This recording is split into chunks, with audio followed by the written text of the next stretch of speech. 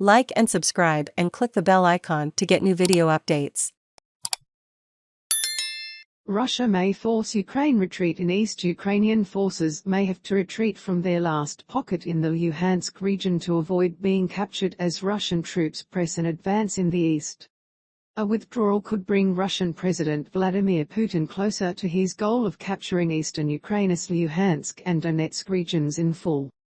His troops have gained ground in the two areas collectively known as the Donbas while blasting some towns to wastelands. Watch the latest news on Channel 7 or stream for free on 7 Plus. Luhansk's Governor Serhiy Gaidai said Russian troops had entered Severodonetsk, the largest Donbas city still held by Ukraine, after trying to trap Ukrainian forces there for days. However, he added Russian forces would not be able to capture the Luhansk region as analysts have predicted. We will have enough strength and resources to defend ourselves. However, it is possible that in order not to be surrounded we will have to retreat, Gaidai said on Telegram. Gaidai said 90% of buildings in Severodonetsk were damaged with 14 high-rises destroyed in the latest shelling. Russia's separatist proxies said they controlled Lyman, a railway hub west of Severodonetsk. Ukraine said Russia had captured most of Lyman but that its forces were blocking an advance to Slavyansk, to the southwest. President Volodymyr Zelensky said Ukraine was protecting its land as much as our current defense resources allow.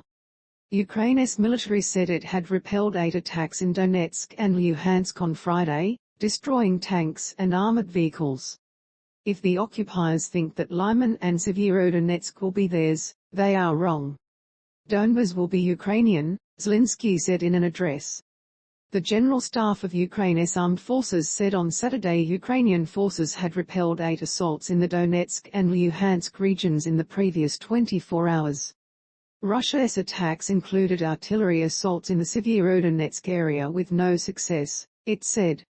Analysts at the Institute for the Study of War, a Washington-based think tank, said while Russian forces had begun direct assaults on built-up areas of Severodonetsk, they would likely struggle to take ground in the city itself.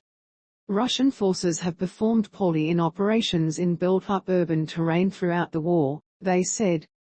Russian troops advanced after piercing Ukrainian lines last week in the city of Popasna, south of Severodonetsk. Russian ground forces have captured several villages northwest of Popasna, Britain's defense ministry said. Reached by Reuters journalists in Russian-held territory on Thursday, Popasna was in ruins. The bloated body of a dead man in combat uniform could be seen lying in a courtyard. Resident Natalia Korvalenko had left the cellar where she was sheltering in the wreckage of her flat, its windows and balcony blasted away. She said a shell hit the courtyard, killing 2 people and wounding 8. We are tired of being so scared, she said. Russia's eastern gains followed the withdrawal of its forces from approaches to the capital, Kyiv, and a Ukrainian counteroffensive that pushed its forces back from Ukraine's second city, Kharkiv. Russian forces shelled parts of Kharkiv on Thursday for the first time in days, killing 9 people, authorities said. The Kremlin denies targeting civilians in what it calls its special military operation. Ukraine's general staff said on Saturday while there was no new attack on the city, there were multiple Russian strikes on nearby communities and infrastructure. In the south, where Moscow has seized a swath of territory since the February 24 invasion, including the port of Mariupol, Ukrainian officials say Russia aims to impose permanent rule.